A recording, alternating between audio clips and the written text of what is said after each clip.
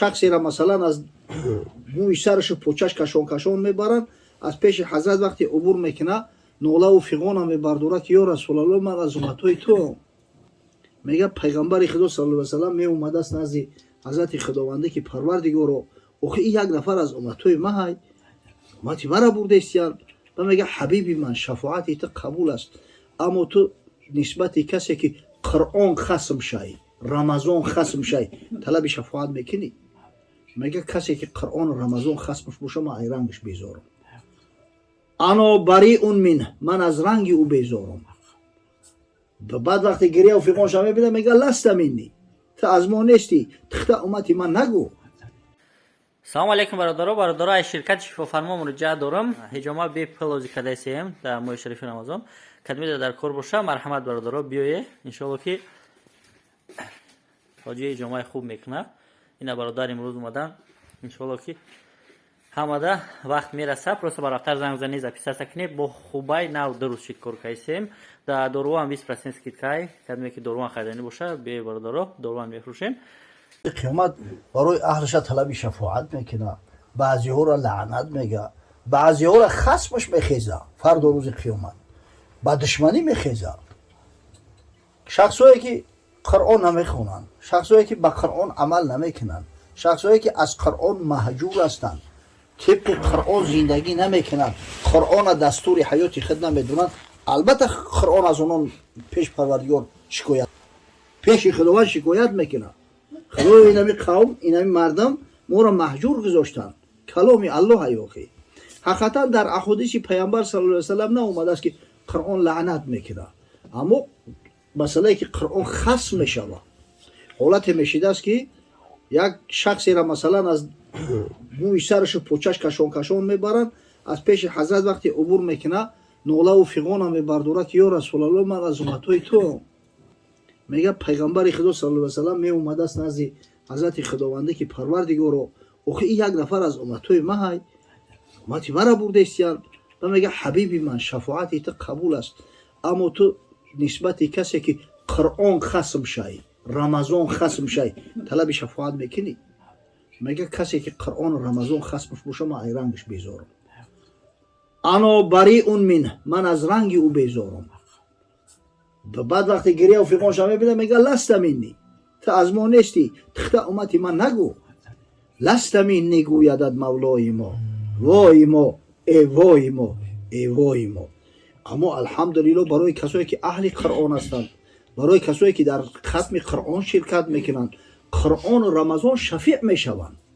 инам ҳадиси саҳиҳи пайғамбар ай. ҳазрат гуфт аррамазону валқуръон яшфаъони лилабди явма алқиёма. рӯзаи моҳи шарифи Рамазону Қуръони азимашан фардо рӯзи қиёмат дар пеши парвардигор талаби шафоат мекунанд. қола Рамазон рабби инни манаътуҳу таома ва шаҳовати биннаҳор фашаффиъни фиҳ. аввал рӯзаи Рамазон мехестаст ки парвардигоро, ман ҳамин бандаи туро ба рӯзои Рамазон аз хӯрдану ошомидану тамоми шаҳавот манъ кардам, ки шаъбача тарафи арӯсаш намерафт, арӯсе ки барош ҳалолай. худоё шафоати мара дар ҳаққаш қабул кун. баъд мега Қуръон мехестаст, талаб мекардаст ки рабби инни манаътуҳу навма биллайл ав биллаёл фашаффиъни фиҳ. парвардигоро, ман ҳамин бандаи туро ба шабҳои Рамазон аз хоб боздоштам, дар хатми Қуръон иштирок мекард. худоё шафоати мара дар ҳаққаш қабул кун. баъд пайғамбари худо башорат дод, гуфт фаюшаффаъон, яъне шафоати Рамазону шафоати Қуръони азимашан албатта пазируфта мешавад. ои Қуръон каломи Аллоҳ ай. чун худо аз худ дуову кат кунад, пас дуои хешро чун рад кунад? албатта худои таоло мепазира ӯро. аҳли Қуръону аҳли Рамазон бандаҳои сарбаланди худоанд. дар сари ино тоҷи каромат мемонанд. иноро аз дари райён дохили ҷаннат мекунанд. аяму ҳаштдар як дараш парадди бидааст, дари райён. инна фил ҷаннати бобан юқолу лаҳу райён. ҷаннатда мега як даре аст ки номаш райён ай. ло ядхулуҳу илло соимуна фи шаҳри Рамазон. аз ӯ дар дохил намешаванд магар рӯзадорои моҳи шарифи Рамазон. аллоҳу акбар. иншоалло ина моҳи шарифи Рамазон ҳам меояд. ҳамин хато хондан дар Қуръон хасм мешавад? همه تحریف قرآن می شود. با تحریف قرآن اگر آدم مقصد که اهمیت نده اصلاح نکنه گناهگار می شود. نماز فاسد می شود. انا خطایی هسته که معنیش دیگر نمی شود، نه که لحنی ظاهر، لحنی باطن. مثلا جای تجوید رعایت نمیکنی. اگر به شرطی که تحریف شود خط میگجو می شود، خواننده شبورا گناهگار می شود. برعکس اگر معنی قرآن دیگرگون کنه، نه که اگر به شرطی که با لحن بخونه، یعنی که هم تجوید ترتیل خوب رعایت نکنه انشالله ختم می شود. خب شخصی که یا در نماز دوملا اقتدا میکنه که یکی خطا میکنه. خطا مثلا گفتم که هر خیل می شود. فرض کردیم که فاسد که شد نماز بار اثر بگیره های مختلف. اگر فاسد شود البته فاسد کی می شود؟ وقتی معنی قرآن دیگر شید.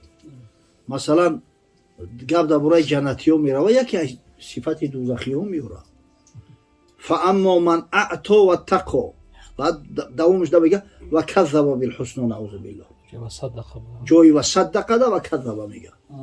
همون رکعت ده اگر اصلاحش نکنن سجده که کرد نماز اتوماتیک که باطل شد. باید همون رکعت ده اصلاحش کنن. اما اگر خطای از این کمتر باشه، ای خطای از این کمتر اکثری مردم ایمون میکنن، مردم عجم.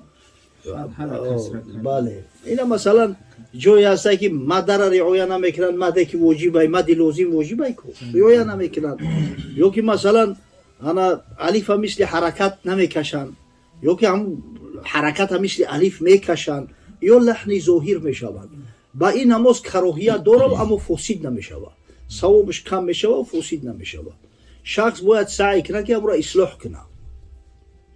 مثال برای صفت مؤذن دوملا کدام آدم باید مؤذن باشه؟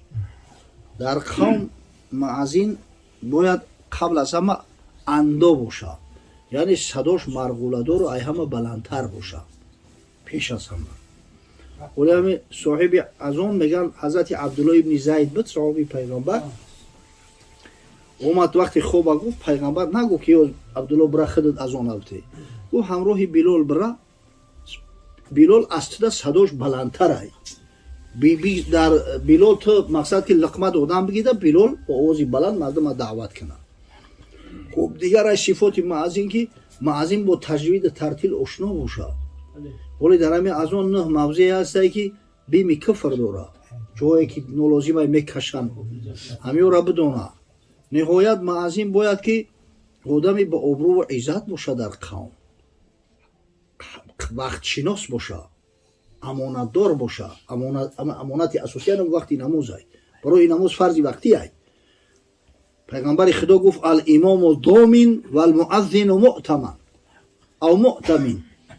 امام ضامن نماز های، جوابگر مسئول نماز های، مؤذن امانت دار وقت های، باید در وقت از اون شبته. انا اصلا مؤذن بسیار وظیفه بلند های. حتی در یک روایت یا جو خوندم حضرت میگه که از امامتی چون از شیر بگریز اما مؤذنی را با شمشیر بستون.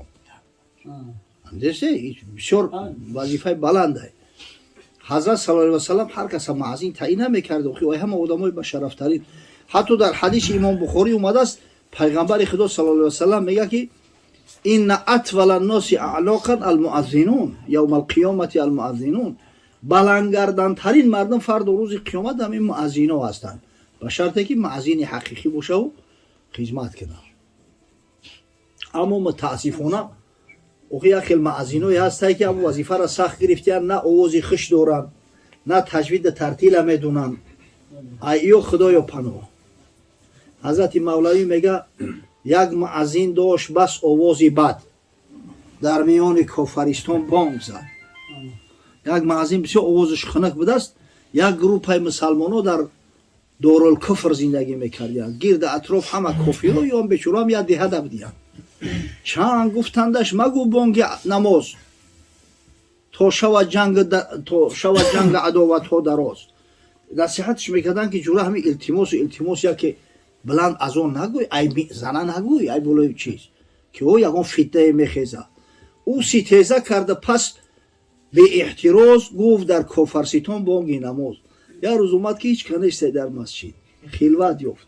болой мезана бурмад ба ҳамун овози хунукш ва тамоми овоз наъра зад аз он халқ хоиф шуд зи фитнаи омае худ биёмад кофаре бо ҷомае пурсон шамъ ҳалво бо чунон ҷомаи латиф ҷумла оварда биёмад чун алиф пурсон кон муаззин ку куҷост ки салову бонги ӯ роҳат физост ҳама дар тарса ҳаросанд ждат доранд чӣ гап мешида боша ҳамин вақт мега як кофир меояд як ҷома гирифтааст ҳадяву шамъу ҳавлову ҳамун муаззин дар куҷо боша дар овозуш садқа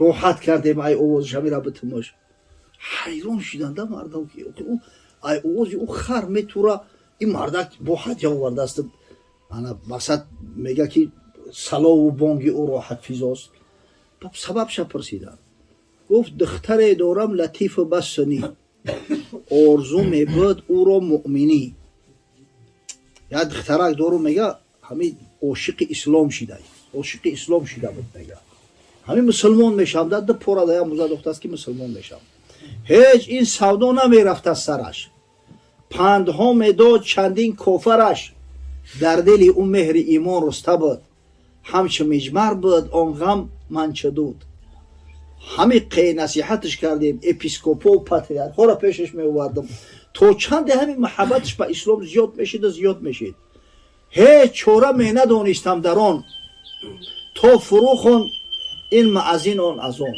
дар бечора шида будам мега дар илоҷи кор ки ҳамин вақт мега ҳарчи худоро шукр ҳамин муаззин аз он доду овози беҳад безеб гуфт духтар чист ин макрӯҳ бонг ки ба гӯшам омад ин се-чор донг духтар тарси дар даҳшат ғалтид бача ин давиши худ чӣ боша хоҳараш гуфто ки ин бонги аз он ҳаст эълону шиори муъминон хоҳараш гуфт ки ҳамин бонги анаму намози мусулмоно ай ҳамин ту даъво дорӣ ки мусулмон мешам ин ҳамин бонги аз он шунай бовараш наомад гуфт тару тасьё мекунӣ аки ту маро бадеътиқод карданӣ бовараш наомад бипурсид аз дигар он дигар ҳам гуфт оре эй падар як каси дигар пурсид дар бораи дигар ки гуфт ки рост мега ҷони падар ҳамин овози аз онай мусулмонон ҳамдигарро даъват мекунанд чун шунид инро рухи ӯ зард шуд аз мусалмонӣ дили ӯ сард шуд